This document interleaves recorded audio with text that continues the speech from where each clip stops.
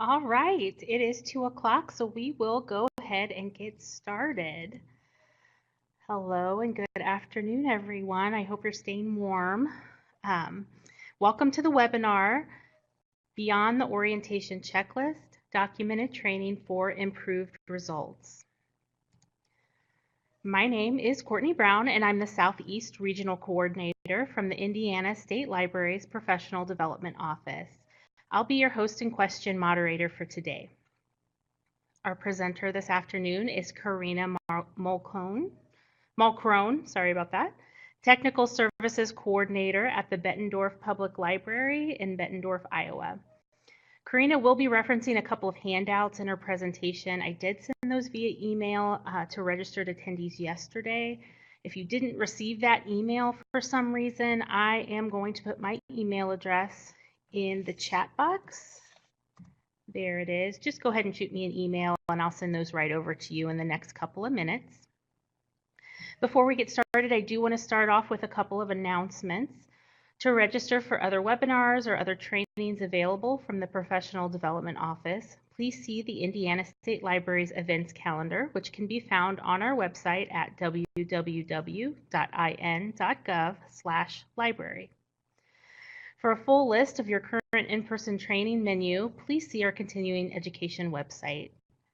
The Indiana State Library has many ways we try to stay connected to library staff across the state. For weekly updates on upcoming trainings and to learn more about what's happening in libraries across the state, please subscribe to our weekly e-newsletter, The Wednesday Word. We also offer a blog which provides information about the Indiana State Collection, interview spotlights on library staff from across the state, and information about upcoming events at the Indiana State Library. If you have a question, just type it in the chat box on the upper left side of the screen. I'll be watching and I'll get your question to Carina as soon as there's a good opportunity, and we should have some time at the end for questions as well. This session is about an hour, so you'll get one LEU for today. After the presentation is ended, please stay logged in to download your LEU. I'll also be posting a link to a survey about the presentation. Please fill that survey out and let us know how we're doing. So again, please stay logged in at the end of the presentation for access to your LEU and the survey link. If you're watching an archived recording of this webinar, instructions on how to obtain your LEU are in the video's description in YouTube. Handouts referenced in the presentation will be posted on the library's archived webinars webpage. If at any point during the webinar you experience any sound issues, please see the sound issues box just below the chat box on the left side of the screen. If there's a global sound issue, we will announce it in the chat box. If you're unable to resolve the sound issues you're experiencing, we are recording the meeting and you can watch it online after the meeting has ended. So again, if we're having issues with sound, we will make an announcement in the chat box. Without further ado, I'm going to turn the presentation over to Carina. Thanks, Courtney. Hi, everyone from Iowa. Thanks to everyone for joining us. Hopefully everybody's somewhere warm, whether that means that you are safe at home or you had to actually brave this brutal weather to report in for work. I'm glad that you could be with us here today. As Courtney said, this is Beyond the Orientation Checklist. I am Carina Mulcrone, the Technical Services Coordinator for the Bettendorf Public Library. This is a new job title for me. I've just been in this role since the holidays. Prior to that, I spent 3.5 years as the Circulation Services Manager, and it was in that capacity that we developed this training program. So just some requisite introduction stuff about my library. This is it. And I just always like to warn people, this is about as exciting as this webinar gets, is this nice colored photo. It's pretty dry material, but I hope that it's really valuable and is going to give everybody something really concrete that you can take back and adapt for your own libraries. But it's admittedly not the most exciting, just forewarned. So this is our library. We are in Bettendorf, Iowa, which is right on the Mississippi River. We are in sort of a unique bi-state region. Technically, we are sort of a small city at 33,215 at the last census. But we are part of this bi-state region that's quite a bit larger through Iowa and Illinois, and then rural outlying areas. We serve a combined metro micropolitan region of just about 500,000. So we are a pretty heavily trafficked library, and we do business that I think our population size doesn't necessarily indicate that we would. Our circulation's just over 500,000 last year, and we've got 46 total staff. Of that 46, 17 are in circulation. So that was the largest division in the library.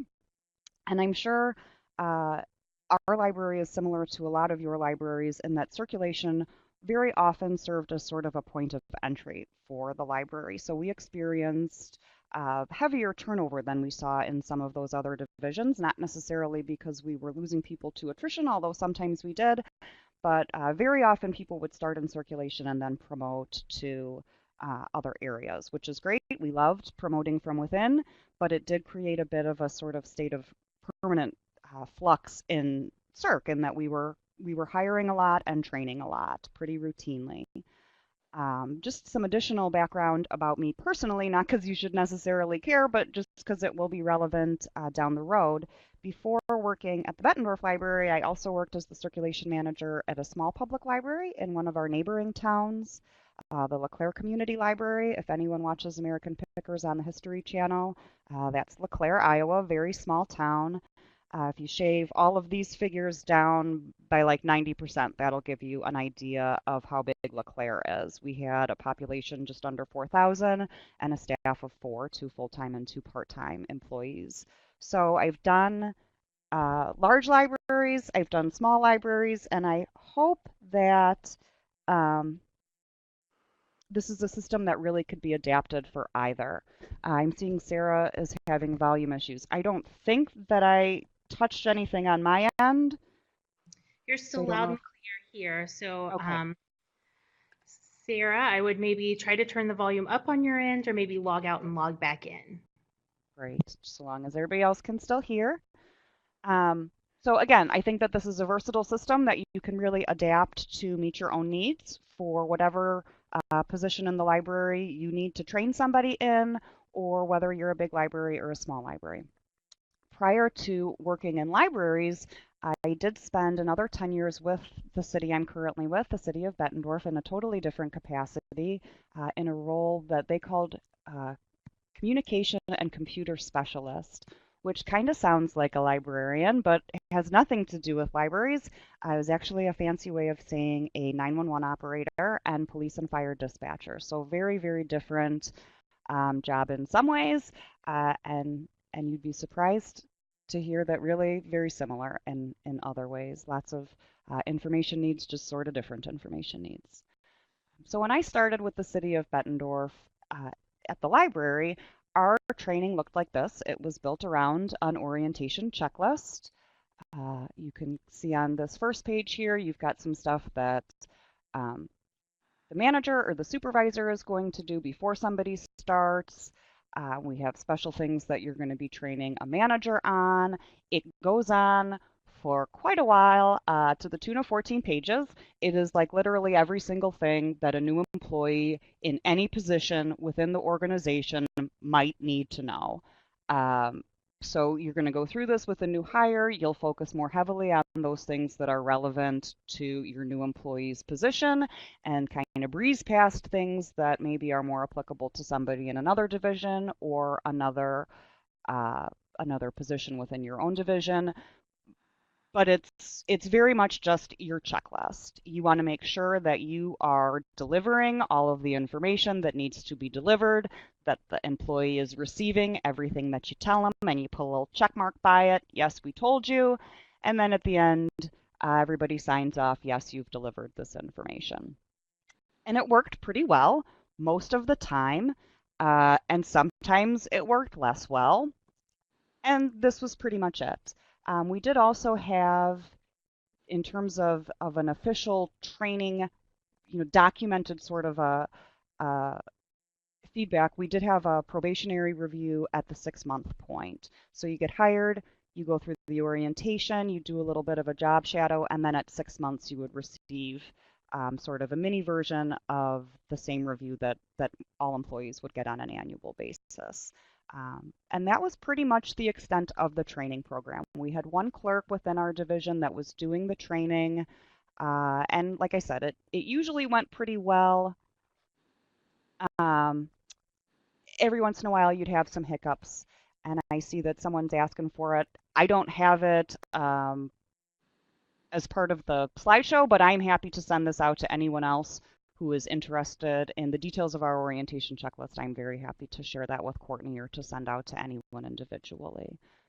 Perfect. I can get that from Carina and then send it out with the webinar archived recording link to everyone. Perfect. Thank you.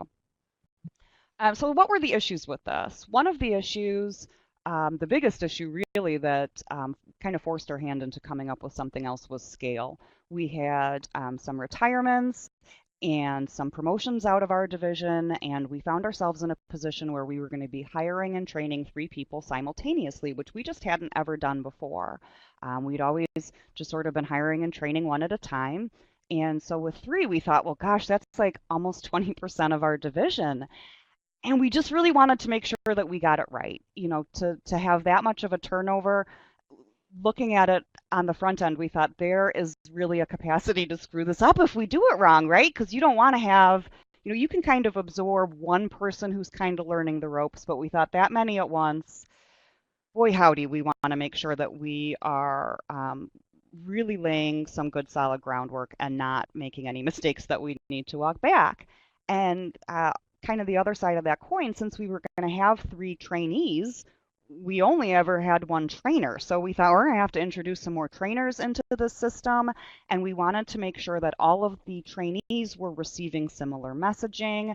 They were covering the same sorts of topics and being evaluated the same way. So we wanted to make sure that things were going to be standardized as well. And that no matter what trainer was working with what trainee, that people were following sort of the same guidelines and everybody was getting the same information.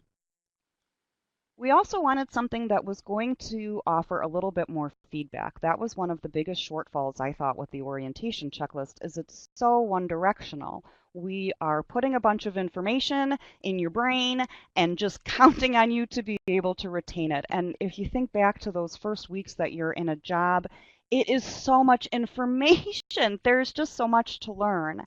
And it can be hard for a new employee to really call out what's the most important thing to remember and what can I sort of gloss over for now. And we wanted to be able to be constantly giving somebody feedback in terms of how have they actually received the information and are they applying it appropriately on the job, and to be really formalizing that feedback early on instead of waiting until that 6-month point.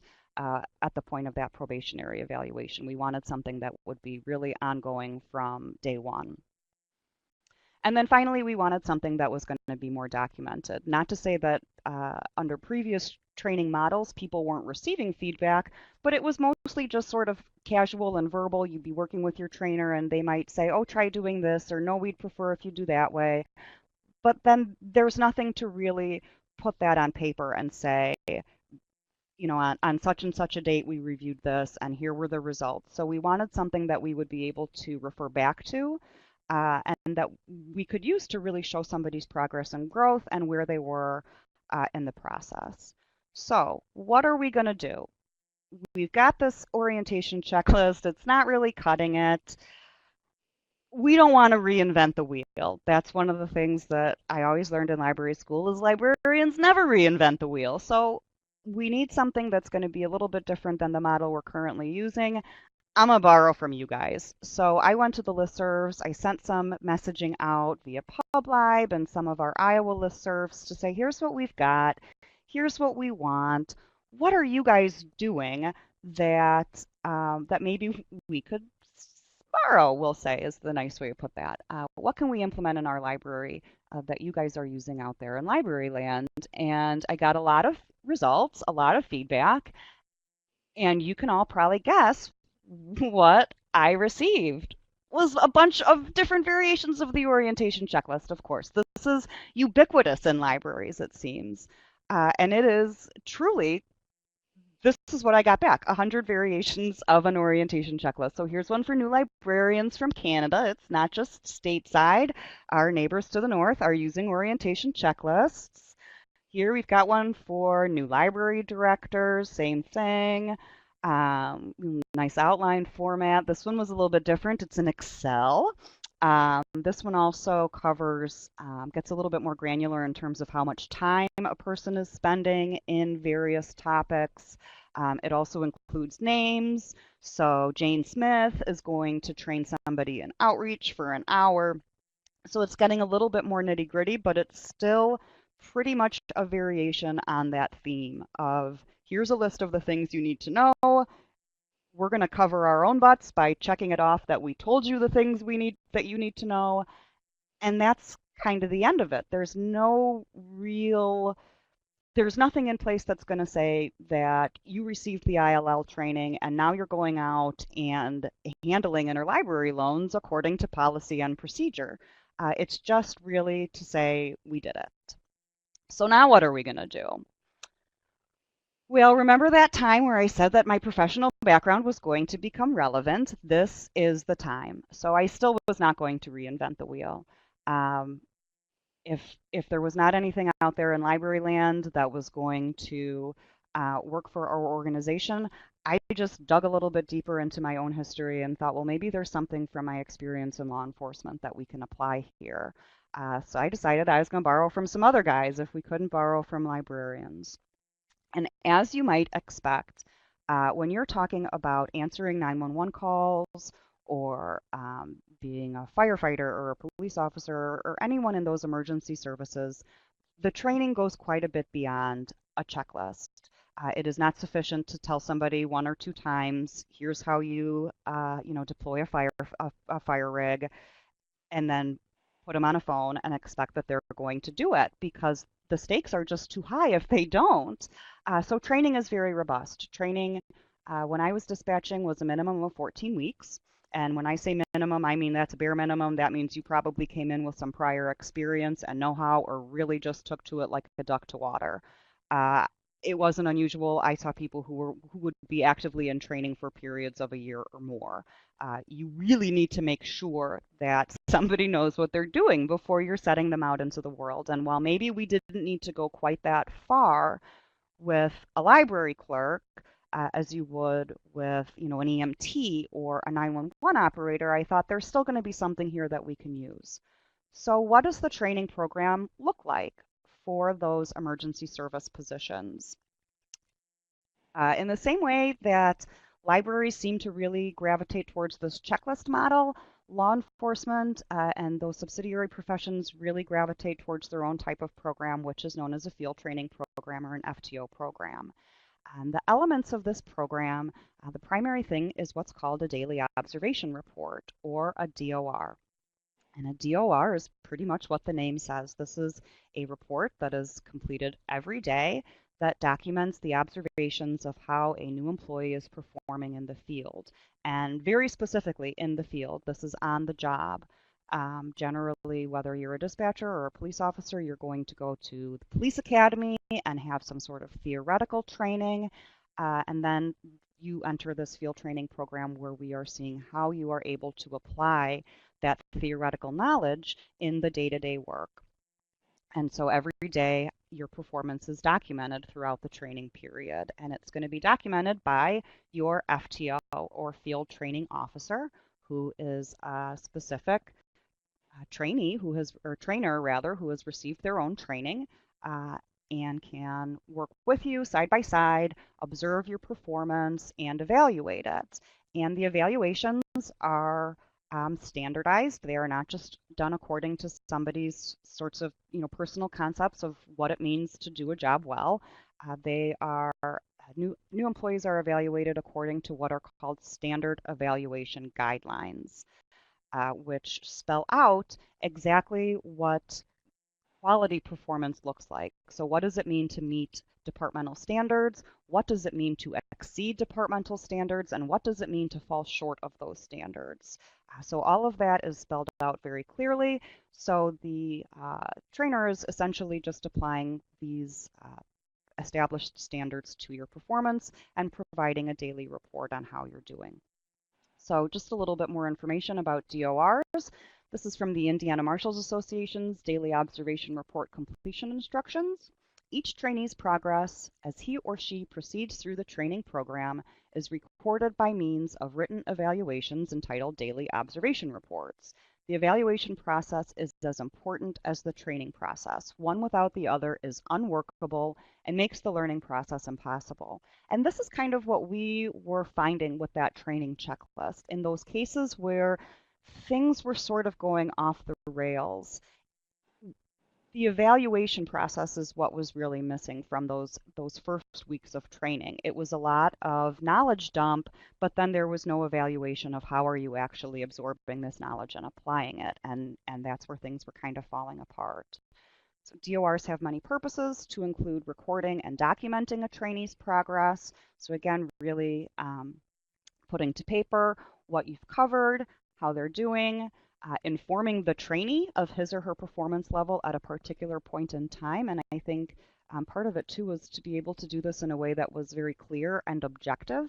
Sometimes, especially in circulation where we're working so frequently directly with the patron and those frontline services, whatever desk it may be on, you sort of develop a way of saying things so that, when you're saying no, you aren't really saying no, you're trying to get to yes or frame things in positive language. And when that bleeds over into training, sometimes people were receiving verbal feedback that was critical or constructive, but that they didn't really realize that it was, because some of our trainees just are that nice that when they're giving you that feedback of, well, why don't we do it this way, it's not always really clear that the way you had been doing it is in fact wrong and you shouldn't do it that way. So we wanted something that was going to really put on paper, this is how you are doing. You're at a 3 out of 5 or a 2 out of 5 or, a 5 out of 5. Let them know as well when they're doing really well. But to let the trainee know in objective terms how they are doing on a scale. And identify training needs. Same thing when you are telling people how they're doing. In those areas where maybe they're underperforming, you're going to be able to see concretely where you want to maybe do some advanced training or dig a little bit deeper or review some things where they aren't performing up to standard.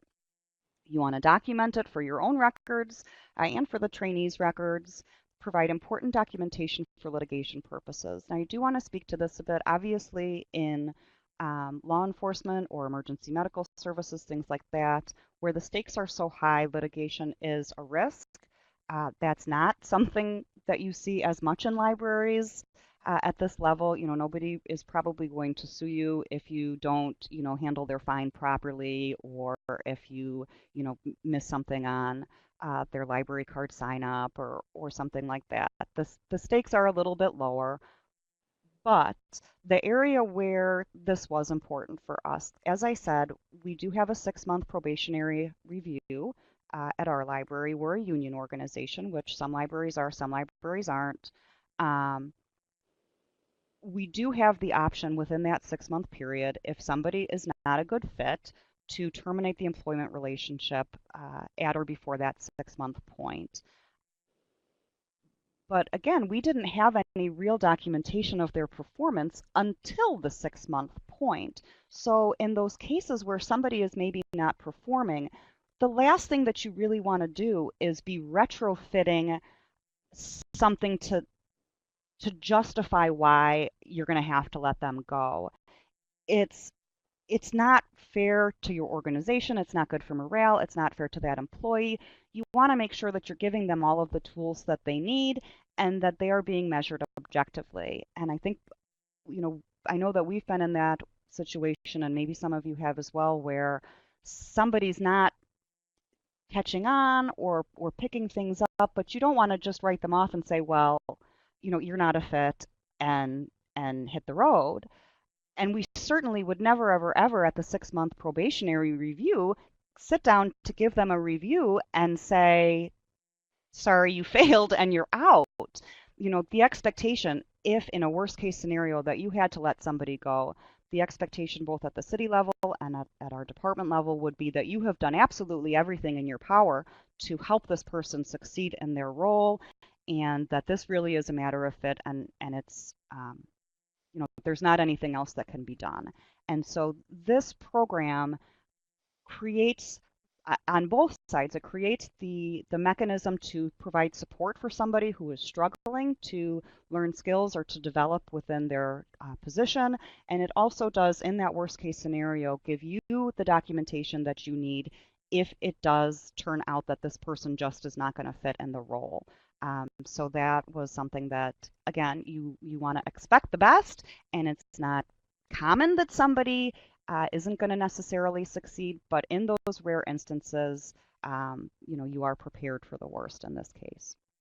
And then finally, to chronicle the skills and the efforts of the FTO.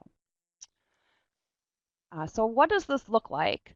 So this is an example of a daily observation report that we use. This is the actual DOR that we used when I was training as a dispatcher back almost 20 years ago now. And this is from an organization called Field Training Associates. That should give you some idea of just how ubiquitous this model is within the law enforcement field. There is a whole cottage industry of folks that develop this sort of documentation. So you've got some spots up here for just the person's name, the name of their trainer, how many days they've been working, what number the DOR is, a bit of a performance assessment scale here. So this is just a 1 to 5 scale where 3 indicates marginal performance, 4 is acceptable, 5 exceeds the standards. And then you've got some very broad performance categories: call intake, radio procedures, things like that. And then over here, performance assessment, where you're going to see a score somewhere between 1 and 5. Not responding to training, where if there's a particular category where somebody is performing poorly, the trainer can sort of throw up a flag of, we've got some areas of concern here that we're going to want to focus on, and then a place to document how much actual time was spent on each of these categories. Oop, clicked ahead. So this is actually a sort of a cover sheet. This would be accompanied by sometimes upwards of 20 pages of narrative documentation that's going to spell out every single call, every single point of contact that you made, and then a score between 1 through 5 for each of the relevant categories for every interaction that you've had. So not every call is necessarily going to warrant a score in every category, but every call will get scored in some way. And so at the end of your shift or at the end of the week, you would get all of the narratives from your trainer. You would read through them, come up with a little chart of each of your scores for each of your categories, determine an average, and then the trainee would write the average in this performance assessment category. It is time intensive. It is labor intensive. If I took something like this as is to my trainers, they would have justifiably just hung me up the flagpole. It is way, way, way overkill for something in a library. But I thought there's something in here. There's something in here that we can call out to make use of. So I hit the Google and I just started Googling DORs to try and find something that was going to work for us. And there's a lot of them out there. This is one from the Association of Training Officers of Minnesota, very, very similar DOR for officers, where you've got real broad categories. In this case, you've just got some check marks. Either they are meeting the standards, they are meeting the standards and there aren't any corrective actions that are necessary, or they are exceeding the standards. And I would like to just point out here, this column, exceed standards or consistently meet standards. A lot of what we do, exceeding the standards or failing to meet the standards is often just a matter of consistency. And if you read through the standard evaluation guidelines, you'll see that a lot. For a lot of the, collecting the book drop, say, you can't really do it exceptionally well. You just have to do it. And if you're doing it consistently and you remember that it has to be done, that's really about all there is to it. Some of the types of things that we do, they are a little bit more black and white. Either you're doing them or not. So sometimes it's just a matter of that consistency when you're saying somebody exceeds the standards that we would expect of them. This is from Durham Police Department, and this is something where I started to feel like, ooh, now we're getting somewhere a little bit better, where we've got those really broad categories, but then it's narrowing things down into some more specific skills, and then right within that page, you're getting your rating of 1 through 5. Meeting the standards or exceeding the standards or failing to meet the standards. And I thought this is great. This is getting a little bit better where, it's not driven so much by narrative. And then back to the state of Indiana, Indiana Marshals Association. I found this one and I really, really liked this. Same thing where you've got these broad categories, but then very specific skills. And then right on that sheet, you've got your sort of a Likert scale where either they're acceptable, they're not acceptable, or they're doing really well. And what I really liked about the Indiana Marshals Association sample that I found is this second page builds in a space for just a little bit of narrative. So you've got the most acceptable area of performance today, the least acceptable area of performance today, and then a little bit of space for comments. And I thought this is great. Just a single page, something where you've got that documentation, you've got a little bit of space for some narrative, but it does not require page upon page upon page of somebody came up and needed to pay a fine. You took their money. Somebody came up and wanted to check out. We don't need to document to quite that level. But this will provide a good sort of an overview of performance. So I borrowed this full stop. This is the version that we implemented here at our library. It looks really similar. I didn't even change those arrows. So what we've got here, you can see this is for a library clerk position. You just number the DOR, how many shifts have they worked, what DOR are we on, just to kind of keep things in order, what's the date, what day of the week is it.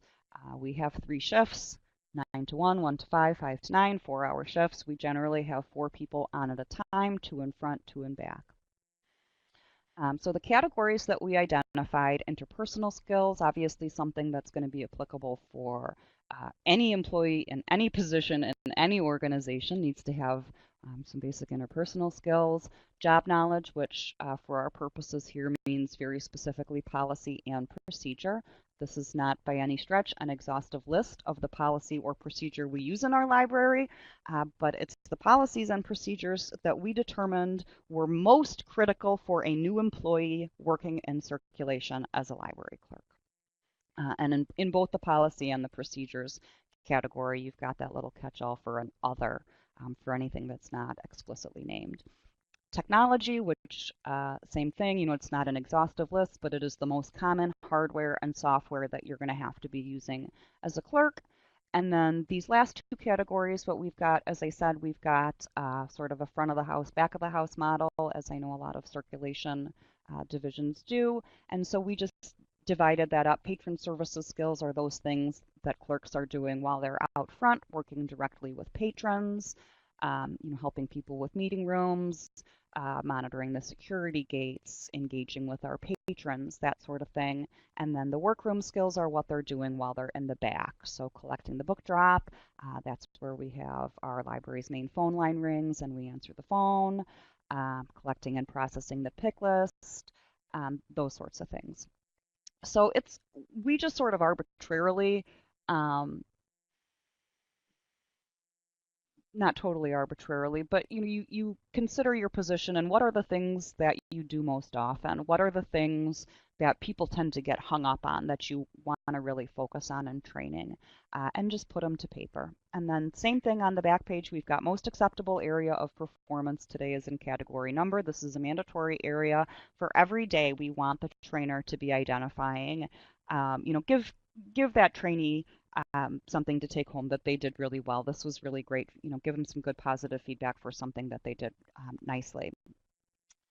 And then the least acceptable area of performance may or may not be required. If somebody's performing really well, you don't necessarily need to identify an area that they aren't doing quite well enough in.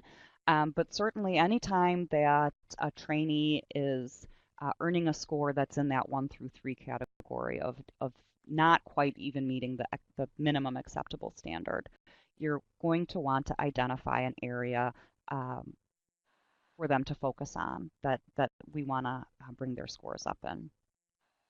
And then just a general narrative if there's any other details above and beyond the most and least acceptable areas. Just have some space for narrative if there's any other feedback that a trainer wants to provide.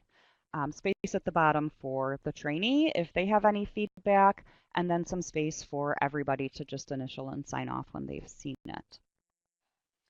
So how do the trainers know what constitutes acceptable performance or unacceptable performance or exceptional performance? Well, this goes back to those standard evaluation guidelines. So just some additional information about your SEGs. This is from the California Commission on Peace Officer Standards and Trainings.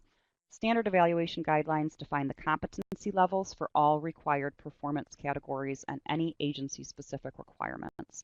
SEGs are intended to provide a fair and uniform scoring method to assess each trainee's progress. It is through the use of these guidelines that the field training program achieves a recognized level of standard, competency, and credibility.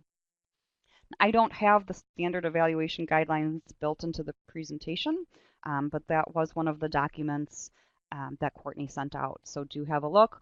What the SEGs are going to do is take every single one of these 44 categories and define what acceptable performance is, how you might fail to meet that standard, and how you can exceed it. And again, going back to that previous DOR, for some of these things, it's just a matter of doing it consistently, checking AV. You're opening the case, you're looking at the disc, you're looking at the barcode number. You can only do it so well.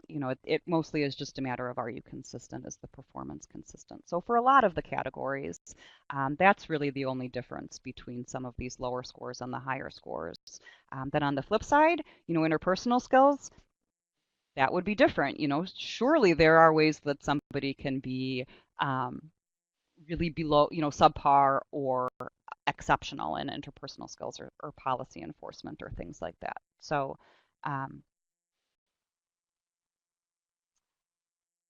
back to standard evaluation guidelines, they're used to maintain the validity of the program. All trainees are evaluated on the same basis, maintains reliability, standardizes the viewpoint of all the FTOs, and eliminates subjectivity and biases of the FTOs. One of the other nice things about the standard evaluation guidelines, for our library, we have a tremendous amount of seniority. We have people with very, very deep experience in all of our divisions, including circulation. We've got some of our trainers have experience, 20, 25, 35 years of experience doing this job. And you'd never want to hold a brand new employee to the same standard that you would hold somebody who's been doing the job for 35 years. That said, it can be difficult when we are very familiar and comfortable with processes. You can sometimes lose perspective on what it's like for this to be brand new information and something that you've never dealt with. So the standard evaluation guidelines, I like to think of them too as sort of a refresher for the trainer of what is it like to be new? What is a realistic expectation of somebody who's got only a week or two of experience versus somebody who's been here for years? So in developing the standard evaluation guidelines, I don't want to say that you make them up out of thin air, but you kind of do. We all know what our jobs entail and what it means to do them properly.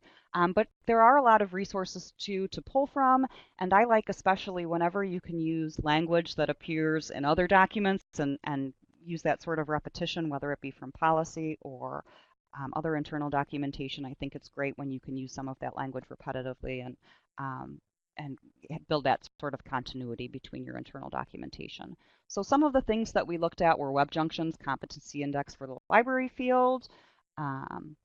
We did look very closely at the orientation checklist and incorporate a lot of the elements of the orientation checklist into the standard evaluation guidelines. We looked at our policies and procedures so that there were consistencies there. Employee handbook that the city provides, especially for some of the internal or the interpersonal things.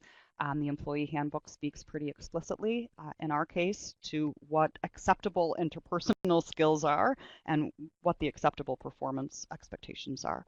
So we incorporated some of that language. We looked at our internal evaluation documents and made sure that we were building consistencies there. We have mission and value statements at both the city level and the department level, and we wanted to be using that language as well.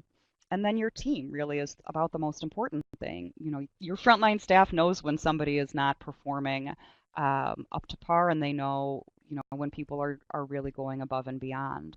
So I definitely got feedback from the existing clerks to say, what would you expect to see in your coworkers and their performance? So get other people's input as well. So how the training program really looks. What we do, um, print off 20, 30 copies of those DORs. We have some heavy duty 2-pocket folders, the kind that have the little 3-hole punch on the inside. And on somebody's first day, they get their 2-pocket folder. On one side is the orientation checklist, and on the other side is their blank DORs. As the DORs get completed, they get filed in the folder. Once training is done, the folder gets recycled. You take all the papers out, bundle them together. They can either be scanned in for an electronic record, or you can keep them in a paper file, but then you've actually got hard copies of here's what this trainee did on every given day, and how they performed, and why we are confident now that they are ready to start acting on their own. So it's about a 4-week program. The first week is still that orientation checklist largely. You go to Human Resources, fill out your forms, review all your benefits, go through, your tour and introductions and all of that real basic orientation sorts of stuff. Once that is complete, around week 2, we start getting into the nitty-gritty. The trainee is going to work with their trainer, and they just job shadow.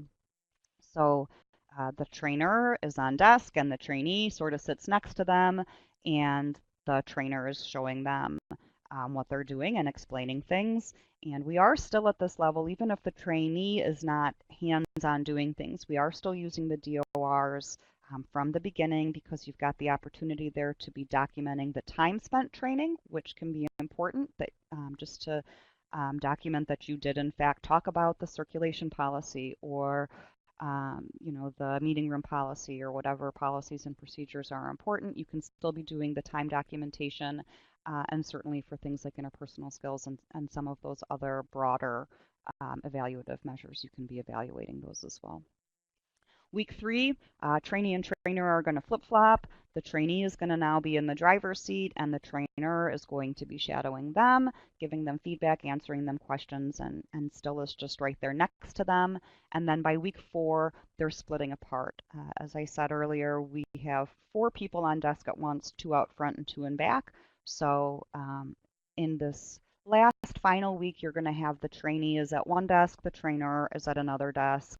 They're working as partners. The trainer is still able to kind of keep an ear open to what the trainee is doing, and is right there to answer questions.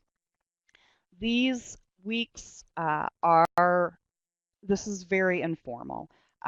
Sometimes a person might go a little bit faster, sometimes they'll go a little bit slower. Often in our experience, I don't know if it's Murphy's Law, but we seem to very frequently hire around holidays and times where, the hours are sort of weird, or we've got closures, so a week isn't really a week. Sometimes it's just a couple of days. So maybe you'll draw a step out a little bit longer, or a step will get shorter, based on whatever the sort of circumstances are in the world and the reality of how that particular trainee is performing as well. You might make adjustments in either direction. The trainer spends 10 to 15 minutes completing a DOR for each training shift. I try to make sure that the trainers understand this is not meant to be a real burdensome sort of an investment of your time. Get some quick notes down. What are they doing well? Where can we focus their attention in the coming days and weeks? But it should not be a very labor-intensive thing. Every day, then, the trainer and trainee will look at the previous day's DOR and say, how did we do? Okay, this is an area where you did really well. Today, why don't we focus on X, Y, Z? But make sure that they are routinely going over that feedback, and then on a weekly basis, we'll all sit down together, the trainer, the trainee, and their supervisor. So you can go over the progress for the week, and then the supervisor is able to check in and get any kind of goal setting established based on the performance that we're seeing. Because this is because you're getting a numeric score, in the event that somebody isn't performing up to par, it becomes very easy to move into like a performance improvement plan sort of a situation, and you can come up with those SMART goals of something that is measurable and objective.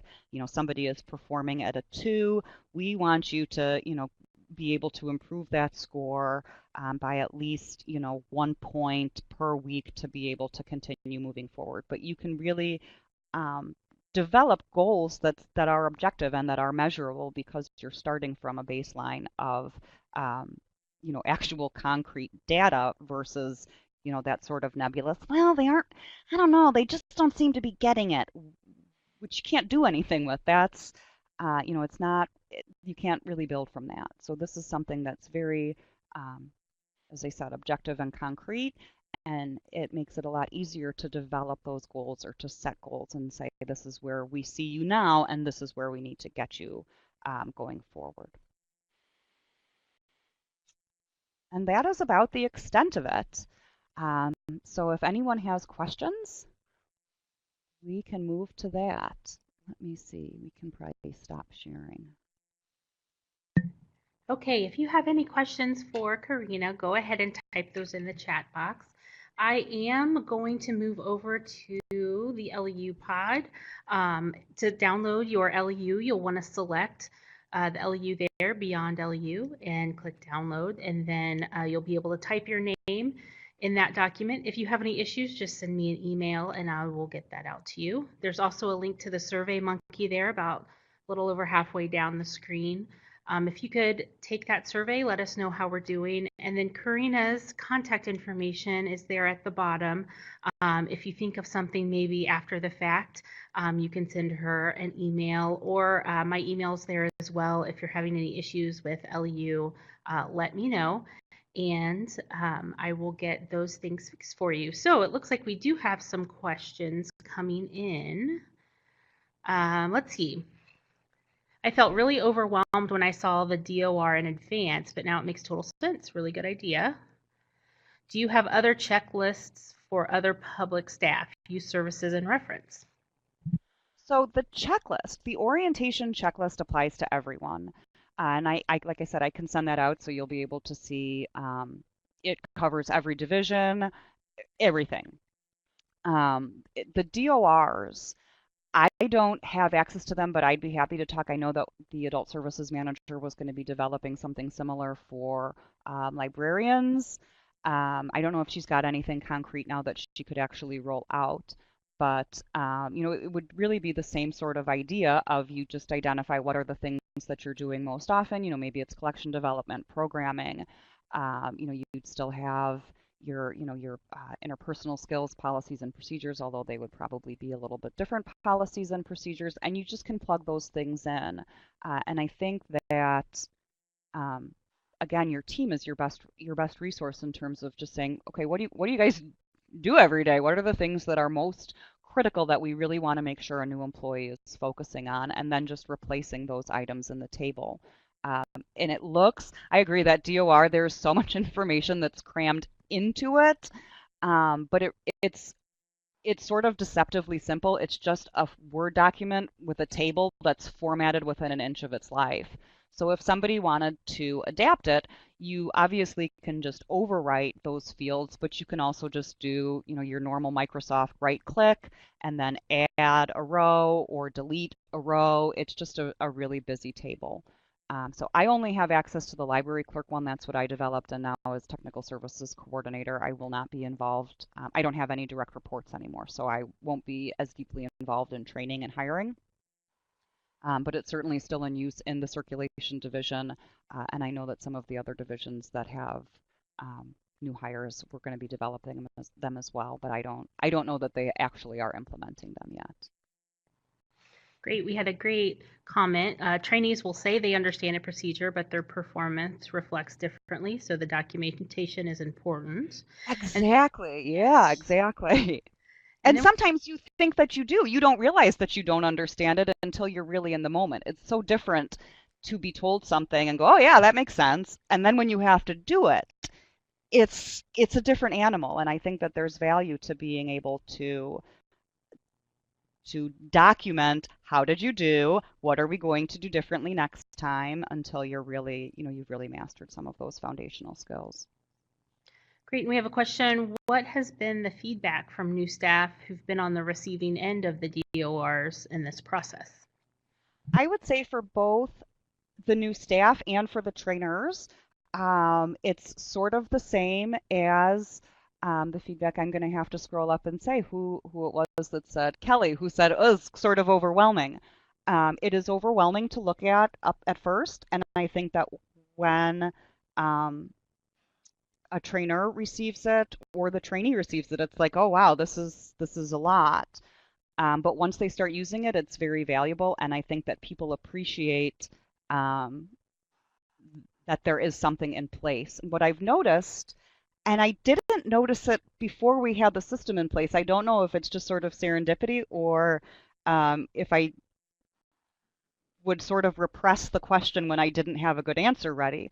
But what we were finding is probably the last 2 or 3 hiring cycles that we've been through since we implemented this, it would come up as part of the interview process. Trainees or candidates, job candidates would ask during the interview process, what does the training program look like? What can I expect from training? And it felt so nice to have an answer and to say concretely, here's what it's going to look like, and here's how long it will take. And I think a lot of what I like about this is as valuable as the actual document and data is, optically, I think that it's great for a new employee to be able to come in and it says, we're ready for you. We are prepared. Look, here is your training documentation, and here's how things are going to look for the next few weeks. And to have something on the ready versus, when somebody shows up on the first day and you're like, okay, well, what are we going to do with you? It does not inspire a lot of confidence in the person that is hearing that, when you're like, oh, you're just kind of winging it.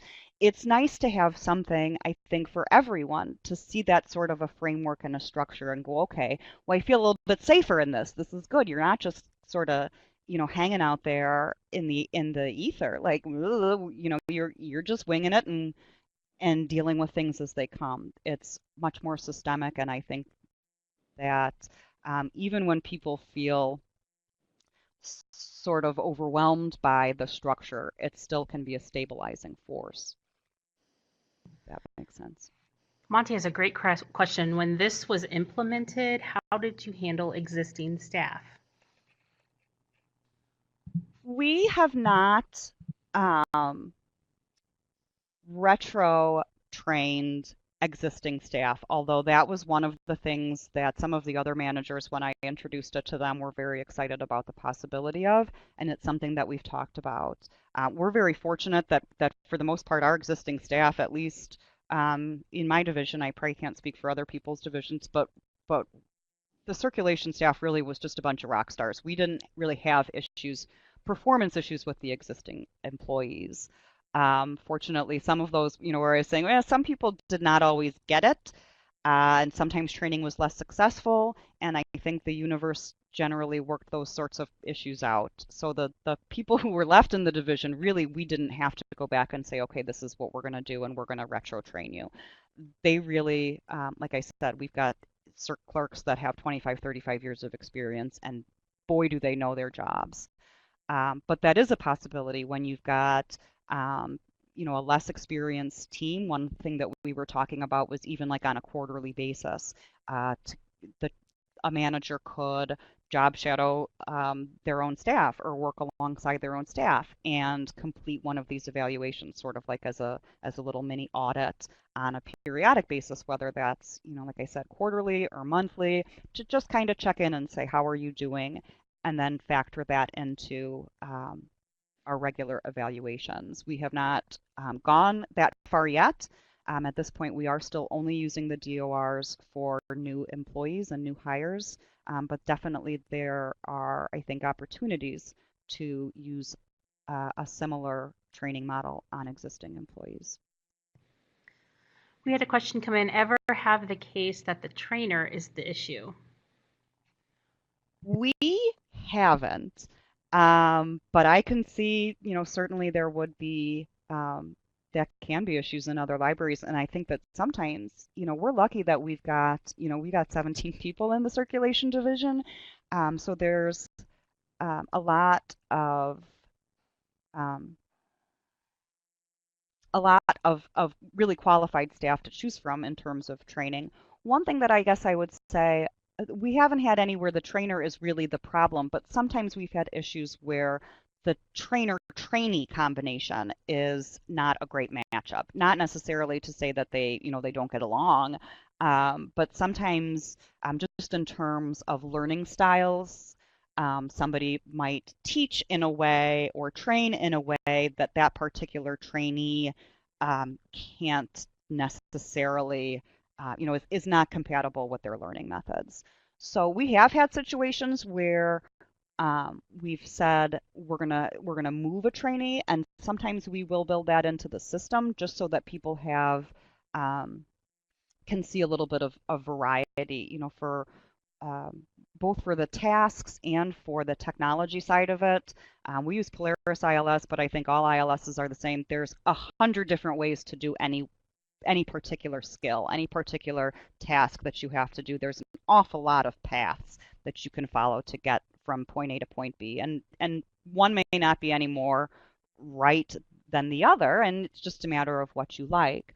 So we will sometimes at that step 2, step 3, or step 3, step 4, we will sometimes shift a trainee and put them with somebody else, either because we think that they're going to have better success with maybe another person's training method, or we want to just give them a different perspective on how to do things to see a little bit of variety. We haven't had any issues where a trainer or any staff person in particular is just creating problems for trainings. And again, we're lucky that we have a large division, so we've got a lot to choose from. I understand that in a smaller library, you might, there aren't always, there's not as deep of a staff to pull from to do training, and to a certain degree, both the trainee and the organization need to, make do with what they have. We did have a couple people ask about DORs for other jobs in the library. If that's something that you can get a hold of and send to me, I'll be happy to send those out to attendees. Sure. And Absolutely. then another question, I might have missed this, but how often do you evaluate the checklist when new skills are introduced and old ones are taken off? We have not yet. I developed these DORs. Um, Gosh, it would have been, we're coming up just on about 2 years now, maybe 18 months. And actually, just since I was preparing for this presentation, we have a procedure that used to be very challenging and top heavy, and we've managed to finally eliminate it. It was one of the last things that I did before leaving as circulation manager. So we've got something that can come off. I would say really on a sort of ad hoc as needed basis. We do the same with the orientation checklist. Maybe every couple of years the director will take it out, and we're actually doing it right now. Have a look, look over everything for your own division, and let me know any changes that you might see. The same as any other sort of policy or procedure. Depending on how often you hire, certainly it's worth giving it a look just before you've got somebody new starting. If you pretty much constantly have somebody in training, maybe you would just look on an annual basis, or certainly if you are introducing a new software or a new system or making a change that might need to be updated. But for the most part, things don't change all that often, and the tasks are sort of general enough that until we really do like a big major, migration to a new software system,